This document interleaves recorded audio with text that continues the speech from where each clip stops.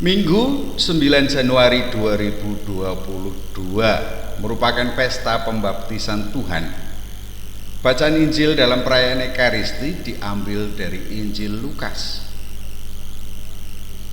Tetapi karena orang banyak sedang menanti dan berharap, dan semuanya bertanya dalam hatinya tentang Yohanes, kalau ia adalah Mesias, Yohanes menjawab dan berkata kepada semua orang itu, "Aku membaptis kamu dengan air, tetapi Ia yang lebih berkuasa daripadaku akan datang, dan membuka tali kasutnya pun aku tidak layak. Ia akan membaptis kamu dengan Roh Kudus dan dengan api." Ketika seluruh orang banyak itu telah dibaptis, dan ketika Yesus juga dibaptis dan sedang berdoa, terbukalah langit dan turunlah Roh Kudus dalam rupa burung merpati ke atasnya, dan terdengarlah suara dari langit, "Engkaulah anakku yang kukasihi, kepadamulah aku berkenan." Perhatianku terpusat pada pembaptisan.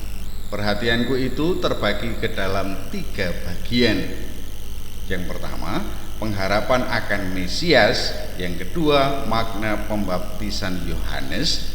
Yang ketiga, makna pembaptisan Yesus oleh Yohanes. Yang pertama, pengharapan akan Mesias. Dicatat Lukas, orang banyak sedang menanti dan berharap, dan semuanya bertanya dalam hatinya tentang Yohanes, kalau ia adalah Mesias. Merujuk pada catatan Lukas, pada waktu kehadiran Yesus di tanah Palestina, ada pengharapan kuat yang hidup di tengah masyarakat Yahudi akan kedatangan Mesias. Ada 2 gambaran tentang Mesias yang dominan di tengah masyarakat Yahudi waktu itu. Yang pertama adalah Mesias politis, yang kedua adalah Mesias religius. Gambaran Mesias politis diwarnai kerinduan akan kejayaan kerajaan Daud. Oleh karena itu, Mesias yang dinantikan seharusnya merupakan keturunan Raja Daud. Mesias ini akan mengembalikan kejayaan Raja Daud. Kemakmuran dan keadilan menjadi damba dengan kehadiran Mesias. Yang kedua bernada religius. Gambaran Mesias religius ini sama dengan gambaran pertama, bahwa Mesias adalah keturunan Raja Daud. Perbedaan yang menonjol adalah bahwa gambaran Mesias yang kedua akan menegakkan hukum Taurat secara utuh. Kondisi negatif bangsa Yahudi disebabkan oleh pelanggaran terhadap hukum Taurat. Nah, bagaimana dengan masyarakat kita? Di tengah masyarakat kita sering terdengar ramalan Joyoboyo akan kedatangan Ratu Adil dan Satrio Piningit.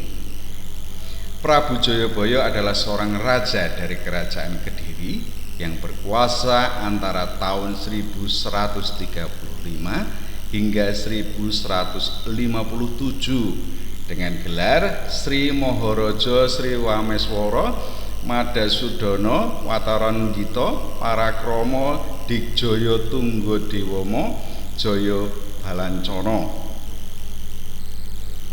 Prabu Joyoboyo dikenal dengan pemimpin yang visioner kala itu.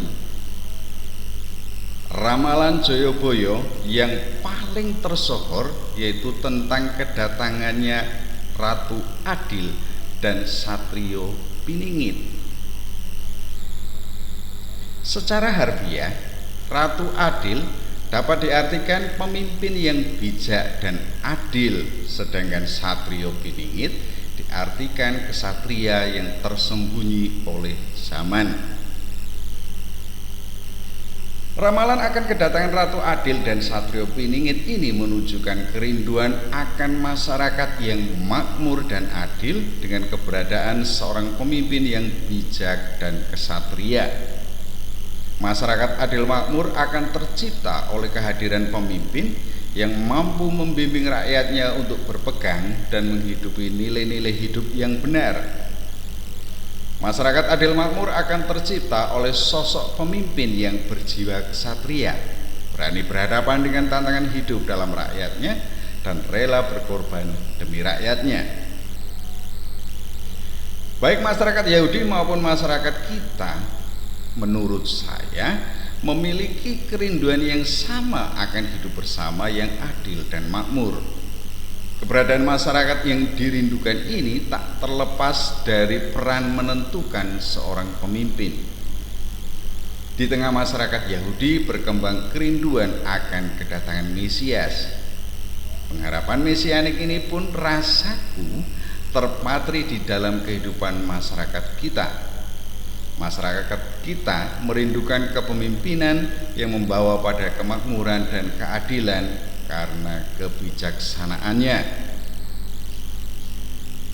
Kalau dikembalikan pada teks Lukas, apakah gambaran mesianik itu terpancar dari pribadi Yohanes? Pertanyaan itu oleh Lukas diceritakan ada di antara banyak orang yang datang kepada Yohanes untuk dibaptis. Pertanyaan yang senada juga terpancar dari banyak orang yang ada di tengah masyarakat kita yang merindukan kedatangan Ratu Adil dan Satrio Piningit. Perbedaannya terletak pada keberadaan sosok Ratu Adil dan Satrio Piningit itu belum nyata. Belum ada pribadi yang menampilkan atau memancarkan Ratu Adil dan Satrio Piningit yang dirindukan, atau lebih tepatnya yang diramalkan oleh Joyoboyo. Siapakah Ratu Adil? Siapakah yang ternyata Satrio Piningit? Yang kedua, makna pembaptisan oleh Yohanes.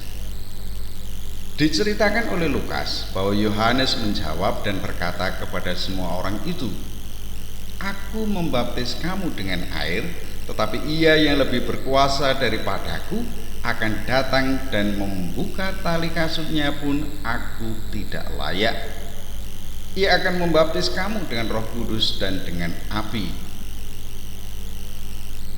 Pertanyaan yang ada di benak banyak orang akhirnya terjawab. Jawaban Yohanes pada dasarnya mengingatkan banyak orang itu akan sosok Mesias yang mereka rindukan. Sosok Mesias datang dari keilahian. Oleh karena itu, Ia akan membaptis dengan Roh Kudus dan dengan api. Roh Kudus dikenal sebagai roh ilahi Allah sendiri. Mereka juga tahu dan paham bahwa api merupakan kehadiran kemurkaan Allah sekaligus pembersih atas hidup manusiawi. Dengan demikian, Yohanes mengingatkan akan kedatangan Mesias yang menguduskan hidup mereka. Terkesan begitu kuat di dalam diriku akan baptisan Yohanes sebagai pengudusan umat Israel. Pengudusan ini tentulah memaknai hidup umat Israel yang seharusnya menaati segala perintah Allah. Pengudusan terjadi tatkala umat Israel kembali kepada Allah mengikuti jalan ilahi. Namun pengudusan sepenuhnya akan terjadi pada masa mesianik. Mesias sendirilah yang menguduskan umat Israel, yakni dengan Roh Kudus dan dengan api.